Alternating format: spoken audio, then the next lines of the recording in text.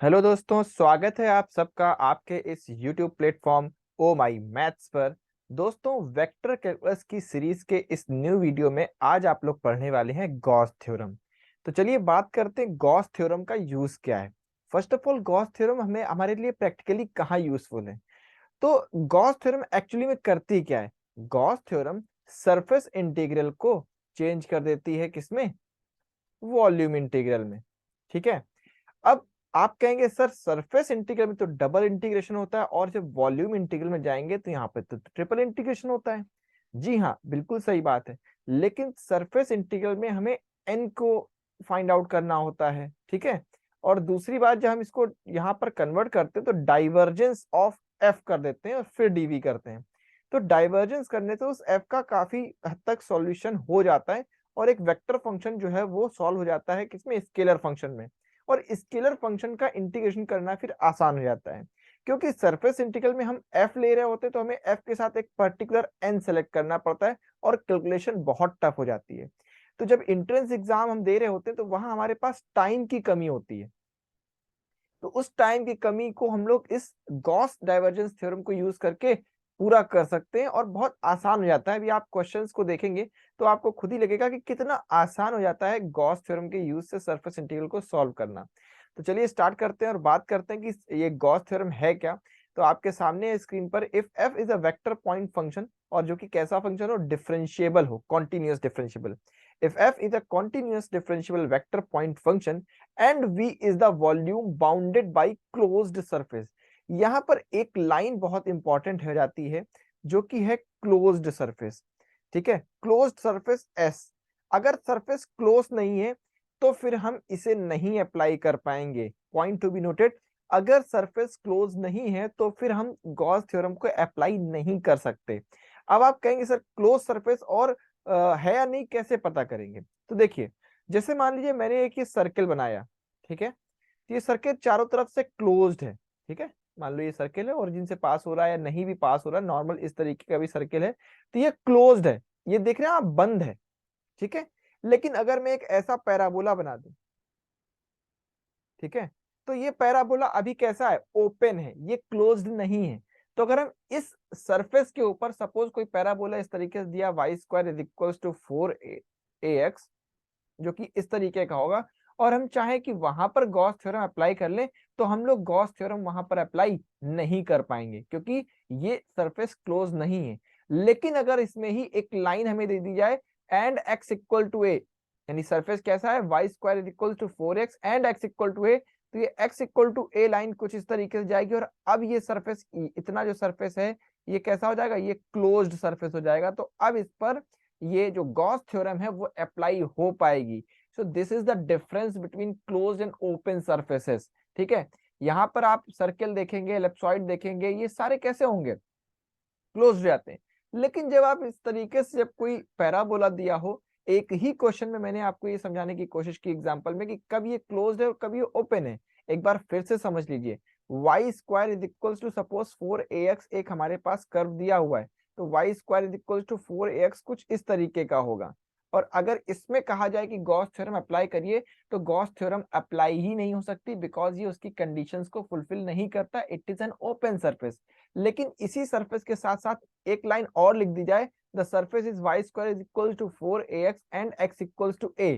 So x equal to a line कहीं यहां से जाएगी, और जब ये इसको आप देखोगे तो ये यहाँ पर कट भी करेगी, और अब ये सरफेस जो है यहां से लेकर के आप देखेंगे तो क्लोज हो जाएगा, ये ओपन नहीं रहा। तो अब यहाँ पर अगर गॉस थ्योरम अप्लाई करनी है इस सरफेस के लिए, इस कंडीशन के साथ, तो we can apply the Gauss theorem, but only if it is given like y square is equal to 4x. So we can't apply the Gauss theorem because it is not a closed surface.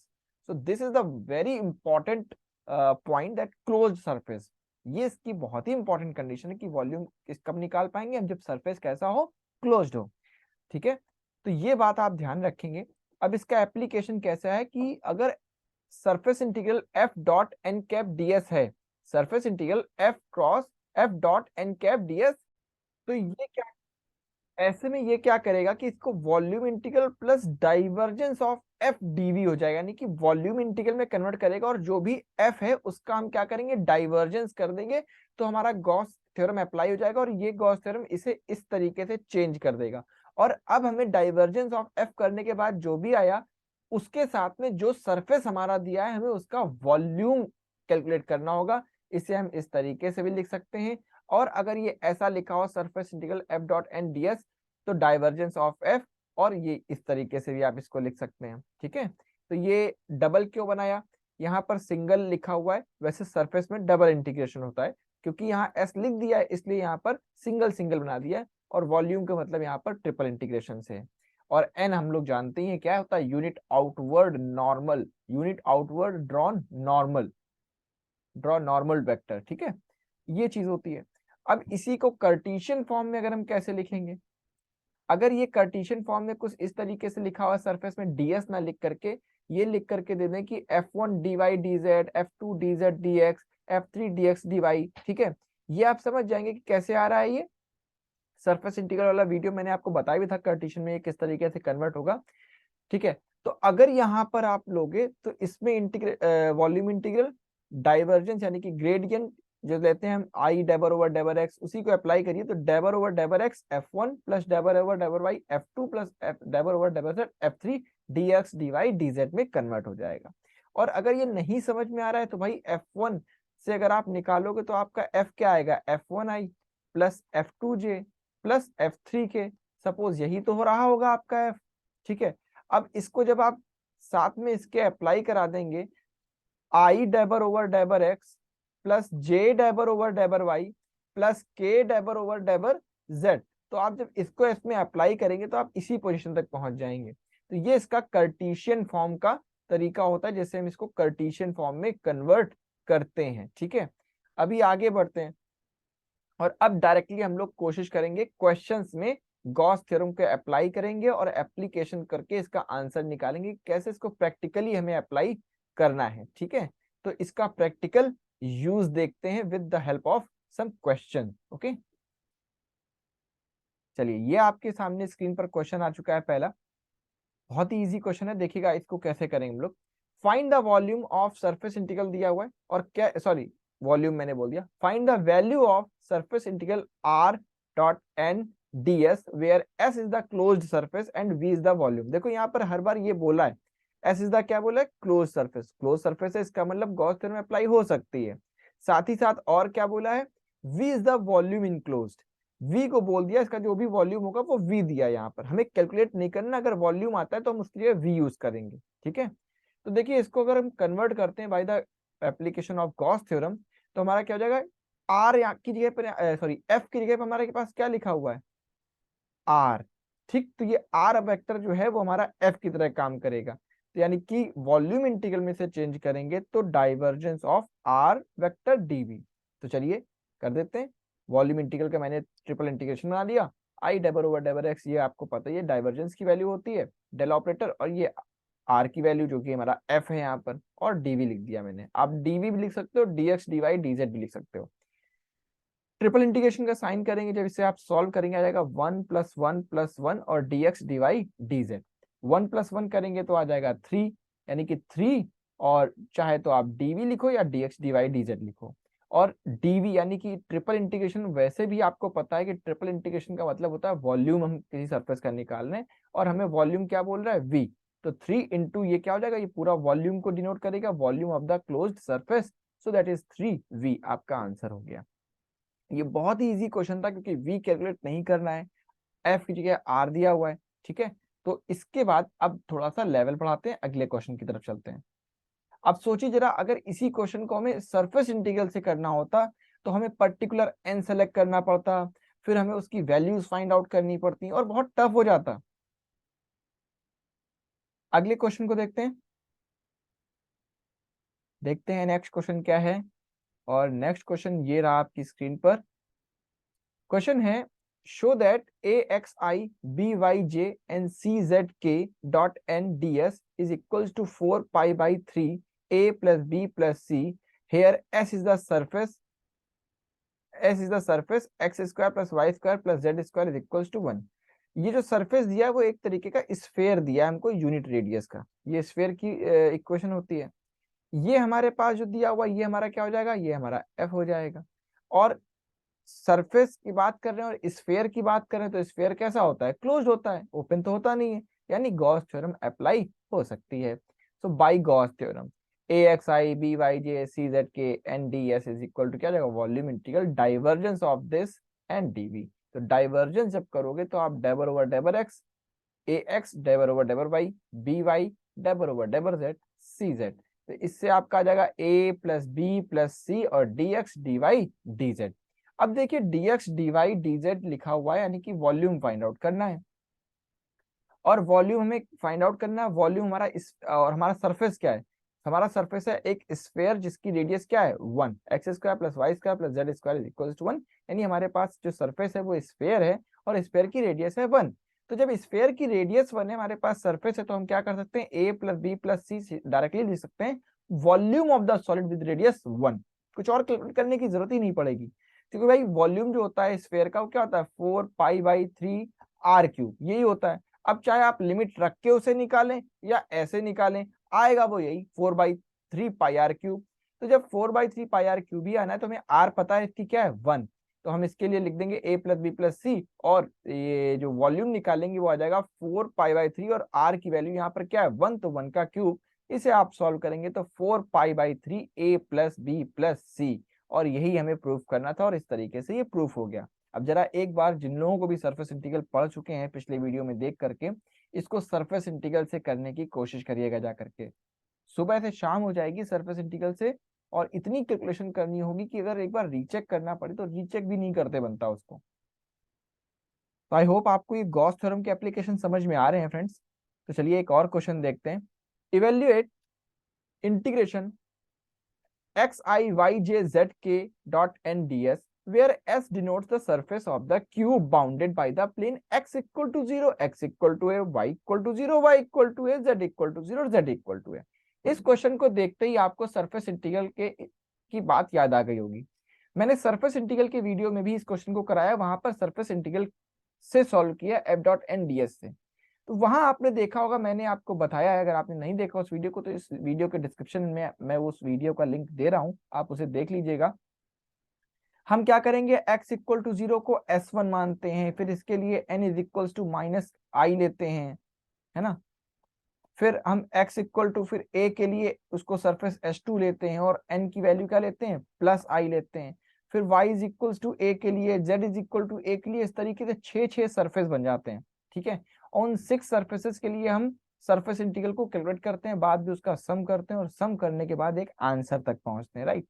अब यहाँ पर देखिएगा इस question को, क्योंकि cube की बात हो रही है, और क्यूब कैसा होता है क्लोज्ड होता है, कहीं से ओपन तो होता नहीं है। तो अब हम इसको अप्लाई करेंगे इस पे गॉस थ्योरम। तो बाय गॉस थ्योरम क्या करेंगे, हमारा ये क्या हो गया, ये हमारा एफ हो गया, तो इसका डाइवर्जेंस कर लेंगे। डाइवर्जेंस करेंगे तो क्या आएगा 3 आएगा, ऊपर भी एक क्वेश्चन ऐसा आ चुका है। तो 3 बाहर ले लेंगे, d x d y d z. अब देखिए d x d y d z में जिसकी भी लिमिट लेनी क्या होगी, 0 से a, x 0 से a, y 0 से है, और z 0 से है। आप 0 से a 0 से a 0 से a रख दिया, dx dy dz, आपका 3a क्यूब ही आंसर आएगा।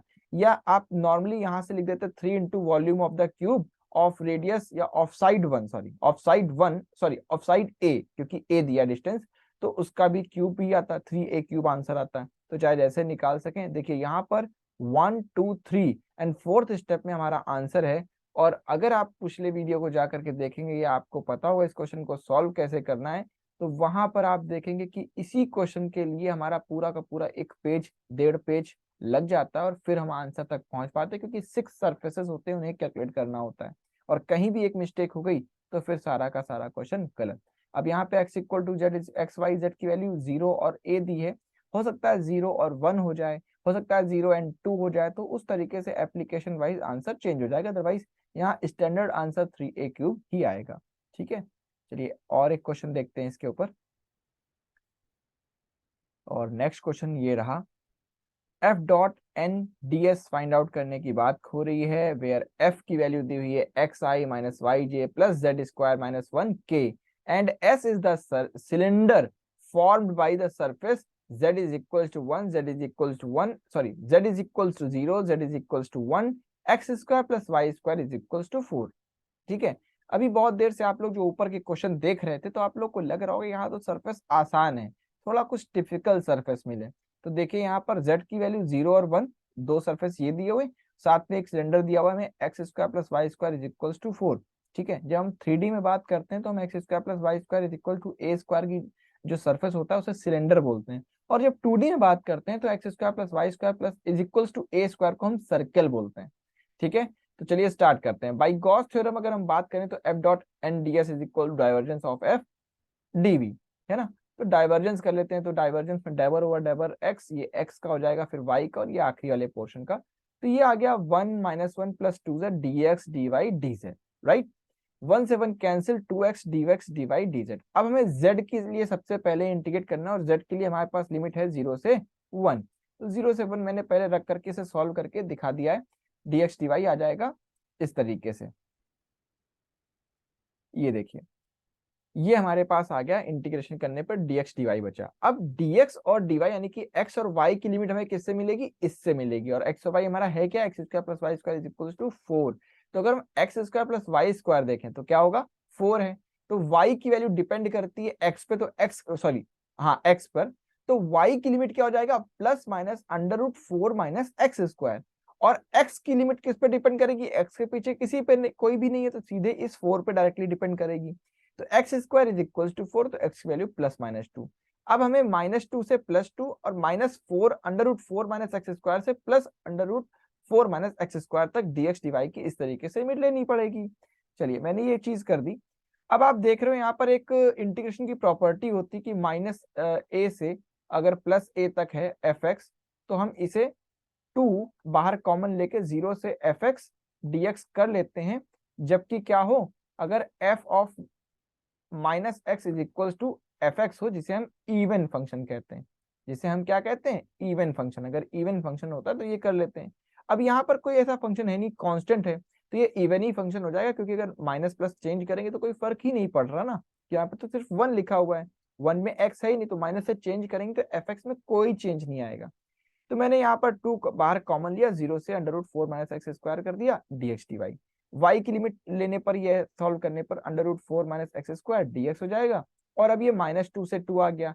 अब यहाँ पर भी आप यही चीज करेंगे, क्योंकि यहाँ पर x के प्लेस पर क्या है, एक्स स्क्वायर। अगर हम x को -x से चेंज करते हैं, तो क्योंकि x स्क्वायर है, fx में कोई चेंज नहीं पड़ेगा, fx एज इट इज रहेगा। तो हम यहाँ पर भी इसी इंटीग्रेशन की प्रॉपर्टी का यूज कर लेंगे, और ये -2 से +2 जो लिमिट जा रही है, इसमें क्या करेंगे, 2 का कॉमन ले लेंगे, और 2 को कॉमन लेने के बाद 0 से 2 और √4 माइनस एक्स स्क्वायर, ऐसे ही हम लोग इसको कर देंगे। ठीक है, तो देखिएगा आगे क्या हो रहा है।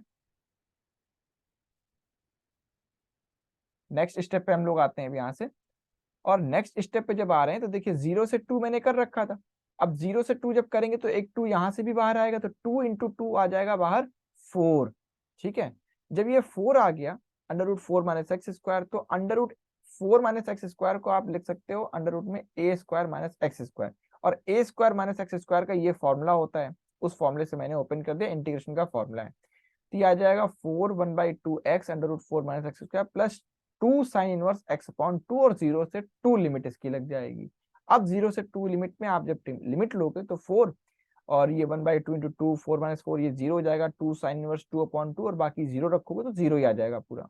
ठीक है, तो ये आ गया 4 × 2 साइन इनवर्स 1, और साइन इनवर्स 1 का मतलब होता है साइन π/2। साइन इनवर्स 1 की वैल्यू क्या होती है, 1 के प्लेस पे हम लिख सकते हैं साइन π/2, तो साइन से साइन कैंसिल हो जाएगा, π/2 बचेगा, तो 4 × 2 × π/2, तो 2 से 2 ये कैंसिल हो जाएगा, और आपका आंसर आ गया 4π।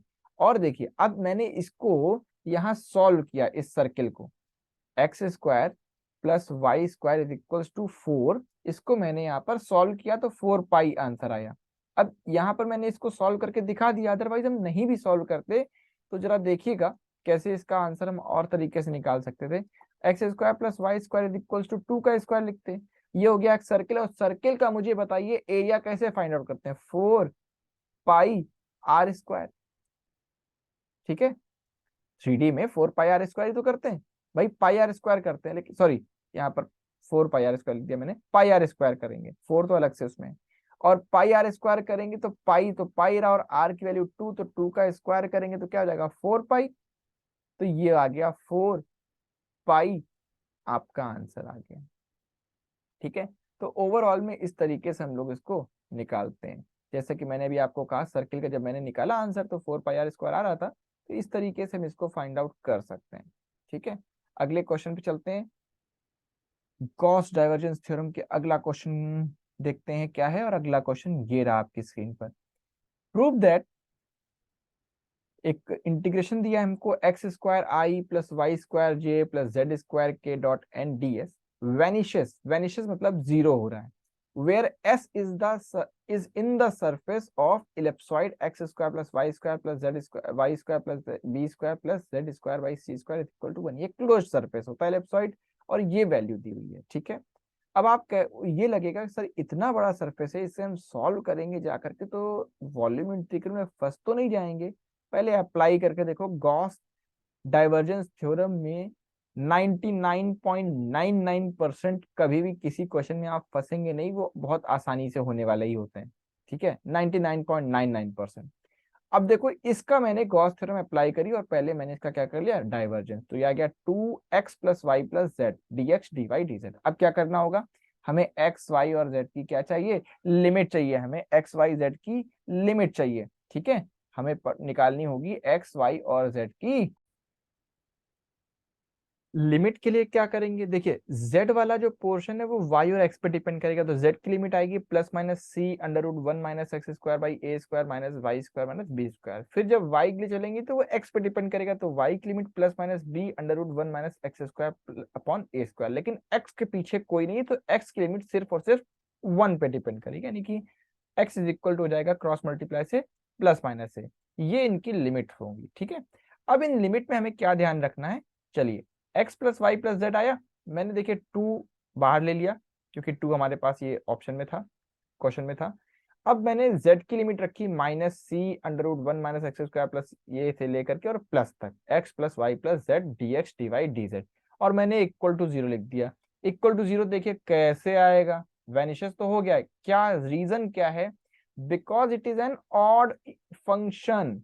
Odd function means minus a to a करेंगे और f x d x is equal to 0 का if f of minus x is equal to minus f x हो। यहां पर आप देख रहे हो x plus y plus z है, अगर आप इसमें जो है चेंज करोगे तो इस तरीके से होगा। देखिए x प्लस वाई के पास तो है ही नहीं, लेकिन z को अगर चेंज करोगे तो माइनस जेड से माइनस जेड ही रहेगा। एक ऑड फंक्शन है, अगर z स्क्वायर होता तो कोई फर्क नहीं पड़ता, क्योंकि z है एक ऑड फंक्शन है, तो ये पूरा क्या हो गया 0। ये लेकिन आपको, अगर आप एकेडमिक किसी एग्जाम के लिए आंसर करेंगे तो आपको लिखना पड़ेगा, और अगर एंट्रेंस में तो खैर वहां लिखने की जरूरत नहीं है, लेकिन आपको ये दिमाग लगाना पड़ेगा और आपका आंसर आपके तुरंत ही 1 सेकंड में आ जाएगा। तो इस तरीके से देखिए बहुत लंबे क्वेश्चन को हम लोग कितना आसानी से गॉस थ्योरम के एप्लीकेशन से कर सकते हैं। ठीक है, तो आपको इस गॉस थ्योरम का एप्लीकेशन ध्यान रखना है और बहुत प्रैक्टिस करिए इस पर, क्योंकि जब भी सरफेस इंटीग्रल का क्वेश्चन दिखेगा ना, तुरंत गॉस थ्योरम अप्लाई करने की कोशिश करिए, क्योंकि सरफेस इंटीग्रल से करने जाएंगे तो भाई साहब क्वेश्चन नहीं होगा, बहुत हो तो जाएगा लेकिन बहुत टाइम लेगा। तो आई होप आपको ये कंटेंट अच्छा लग रहा होगा ओ माई मैथ्स का। तो अगर आपको कंटेंट अच्छा लगता है तो प्लीज लाइक शेयर और सब्सक्राइब करना नहीं भूलें, और अगर कोई भी क्वेरी है तो प्लीज कमेंट करके उस क्वेरी को आप पूछ सकते हैं। ठीक है, तो आज के लिए दोस्तों इतना ही ओ माई मैथ्स पर आपके लिए। आगे मैं नई वीडियोस लेके आऊंगा, उसमें आपको स्टोक्स थ्योरम पढ़ने को मिलेगा। तो अभी के लिए गुड बाय, शबा खैर and thank you very much, that's all.